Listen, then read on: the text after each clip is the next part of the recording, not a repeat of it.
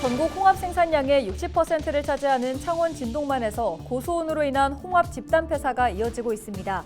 씨를 받기 위해 기르는 종패마저 죽어 올해는 물론 내년 홍합 양식까지 포기해야 할 처지입니다. 관광객들을 불러들이기 위한 지자체의 다양한 사업, 하지만 실효성을 따지지 않으면 말 그대로 전시 행정이 됩니다. 의령군의 의령 리치 관광택시 사업을 짚어봅니다. 운영 2달째, 이용객은 0명의 실태를 집중 보도합니다. 건설 경기 침체가 장기화되고 있습니다. 건설기계 노동자들이 추석을 앞두고 도내 임금 체불 현황을 공개하며 대책 마련을 촉구했습니다. 하나오션이 미국 해군으로부터 수주한 군수 지원함 정비 사업이 본격적으로 진행됩니다. 미국 해군 함정인 윌리 슈라호가 지난 2일 오후 거제 사업장에 입항했습니다.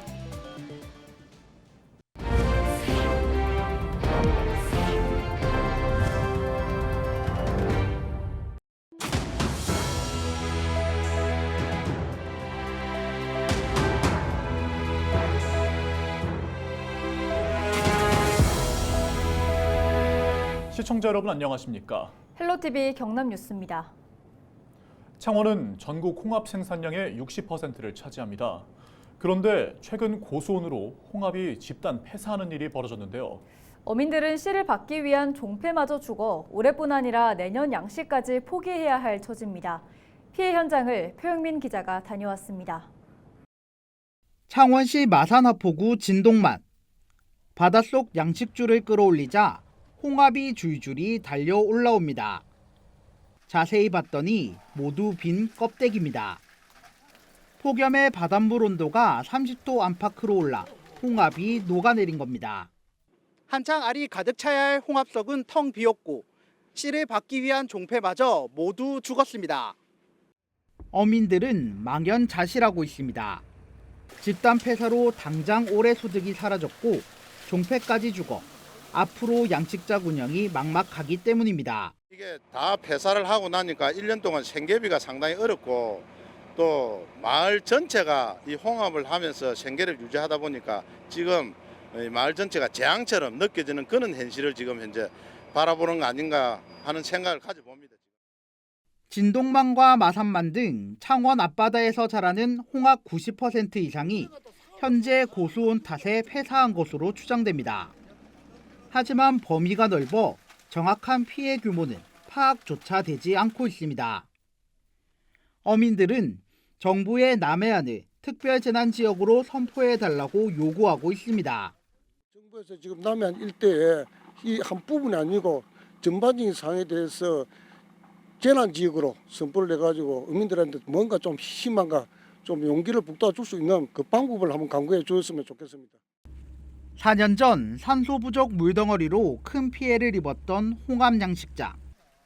이제는 고수온에 홍합이 아예 씨가 말라버리면서 어민들의 한숨이 깊어지고 있습니다.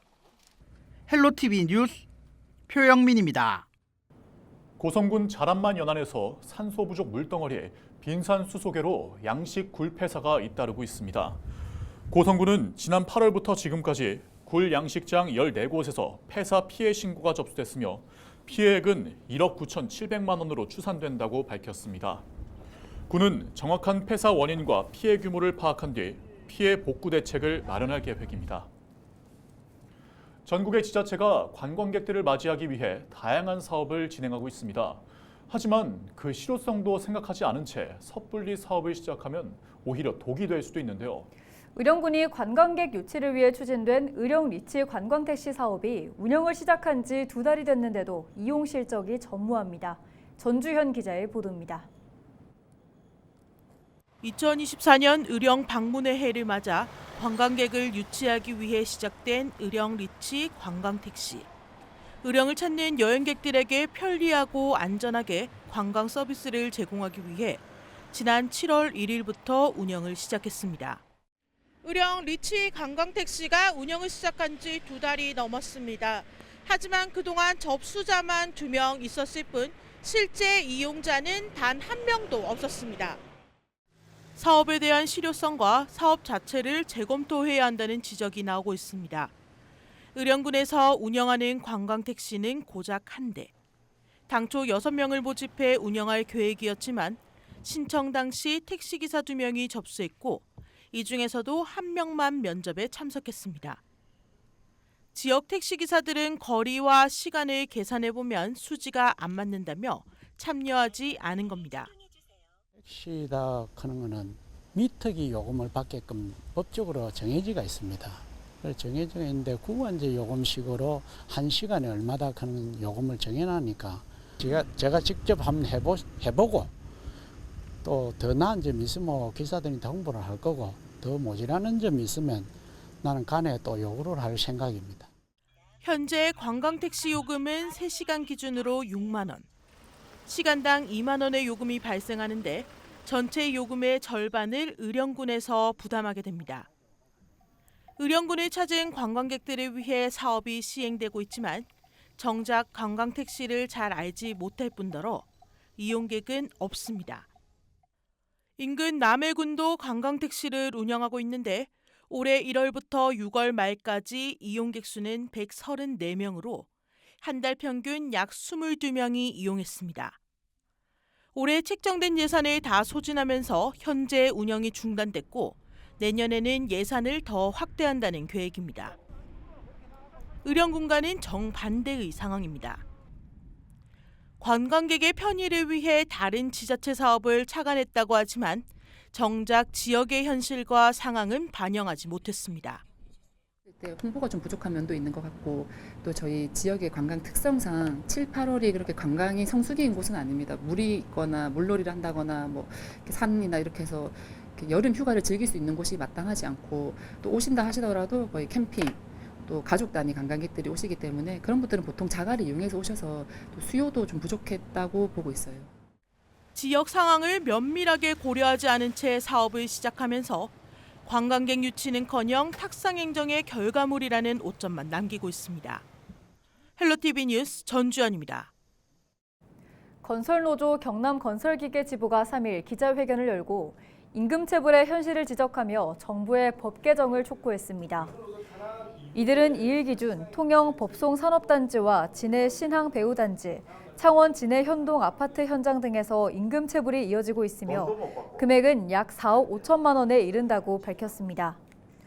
노동자들은 건설기계 노동자들의 체불에 대한 해결은 고사하고 현황조차 파악하지 않고 있다며 경남도와 18개 시군에 적극적인 행정을 요구했습니다.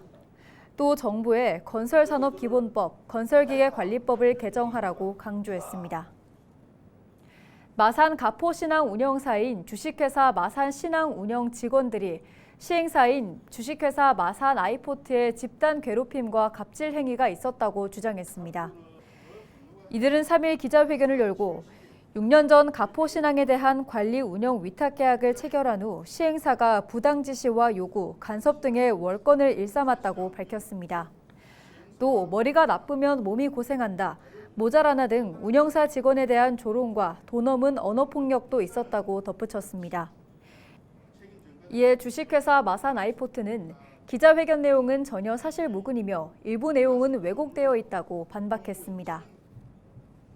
경남 기후위기 비상행동 등 지역 환경단체들이 3일 기자회견을 열고 고성과 화동 등 지역 석탄화력발전소의 조기 폐쇄를 촉구했습니다. 이들은 해마다 석탄화력발전소의 이용률은 떨어지는 반면 굴뚝 자동 측정기 기준 초과 배출로 내는 부가금은 늘어 최근 4년간 약 40억 원에 달한다고 밝혔습니다. 또 정부가 노후발전소 폐쇄를 이유로 탈황, 탈질 등 환경 개선 설비 투자를 줄여 대기오염 피해가 커지고 있다고 덧붙였습니다. 창원소방본부 특별사법경찰은 출동한 구급대원에게 폭언을 한 경남소방본부 소속 간부소방관 A씨와 B씨를 119 구조 구급에 관한 법률 위반 혐의로 검찰에 송치했습니다.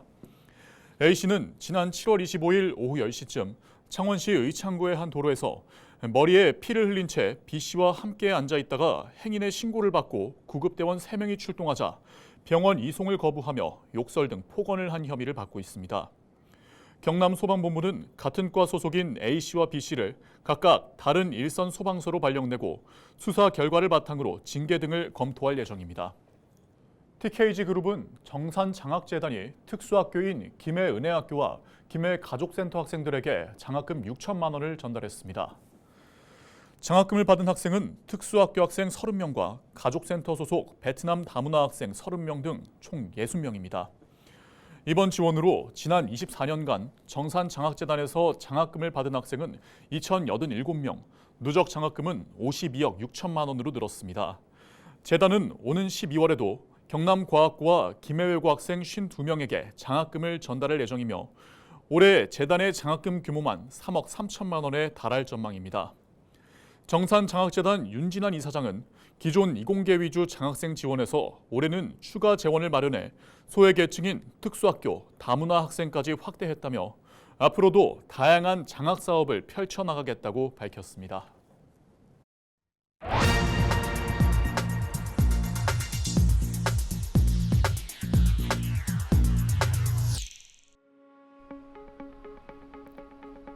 최근 102세 생일을 맞은 영국 할머니가 스카이다이빙에 성공해 화제가 됐습니다. 2차 대전 당시 해군에 복무했던 마네트 베일리 할머니는 다른 스카이다이버와 함께 상공 2100m에서 뛰어내렸는데요. 나이 들어도 포기하지 말라는 메시지를 세상에 던졌습니다. 나이는 그저 숫자일 뿐이며 열정과 의지를 꺾을 수 없다는 걸 증명한 것이죠.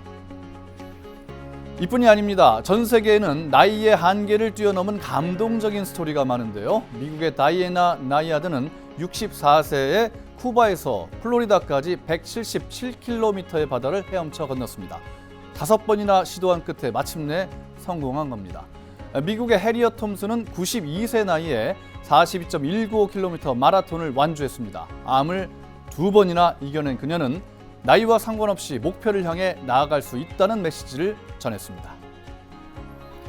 국내로 눈을 돌려볼까요? 1920년생인 김형석 연세대 명예교수는 100세를 넘긴 나이에도 강연과 집필 등을 통해서 많은 이들에게 영감을 주고 계시죠. 또한 이순재 배우는 90세가 넘은 지금도 70년째 연기 활동을 이어가고 있고요.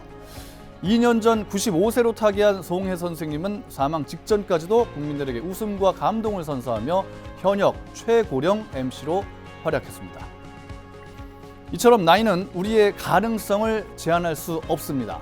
나이 들수록 더 많은 경험을 쌓고 더 깊은 지혜를 얻으며 더 큰 도전을 할 수 있는 기회를 얻게 됩니다. 그러니 나이를 이유로 꿈과 희망을 포기하지 말고 새로운 도전을 시작해 보는 건 어떨까요? 데스크의 눈이었습니다.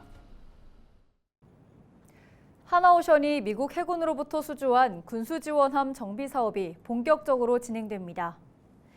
하나오션은 미국 해군 함정인 윌리 슈라호가 2일 거제 사업장에 입항했다고 밝혔습니다. 윌리 슈라호는 해상에서 탄약, 식량, 수리 부품, 연료 등을 다른 함정에 보급해주는 군수 지원함으로 앞으로 약 3개월간 정비한 뒤 미 해군 측으로 인도될 예정입니다. 하나오션은 국내 조선사 중 미 해군 함정 유지와 보수, 정비 등 MRO 사업에 진출한 것은 최초라며 적기 인도를 통해 K방산의 명성을 이어나가겠다고 밝혔습니다. 연간 약 80조 원 이상 예상되는 글로벌 함정 MRO 시장에서 이번 미 해군 정비 사업 진출은 새로운 도약의 큰 발판이 될 것입니다. 하나오션은 이번 수주를 통해 연간 약 20조 원 규모의 미 해군 함정 MRO 시장에 진출하게 되었으며 향후 글로벌 방산 수출 시장에서 큰 교두보를 마련하게 되었습니다. 거제시가 추석을 앞두고 거제사랑 상품권 특별 할인을 진행합니다.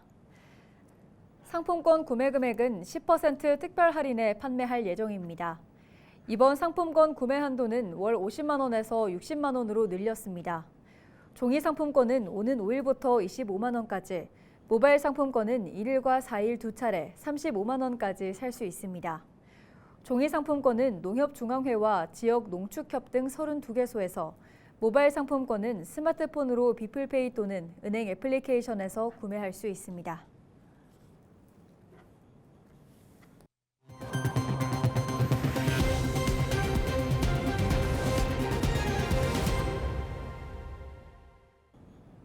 이상으로 뉴스를 마칩니다.